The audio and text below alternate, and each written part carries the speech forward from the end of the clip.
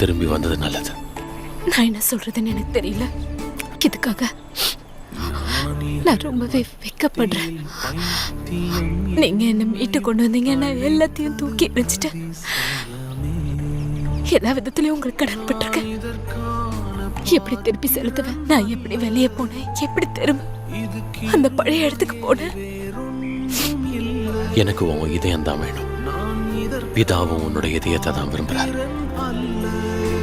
ஏற்கனவே உங்ககிட்ட இருக்கிறது எங்க கிட்ட கூட, மத்தது சரியான நேரத்துல சரியாயிடும். என்ன மன்னிச்சிருங்க. நிமிர்ந்து பாரு. என்னால முடியல. நான் உன்னை மன்னிக்கிறேன். இது முடிந்தது.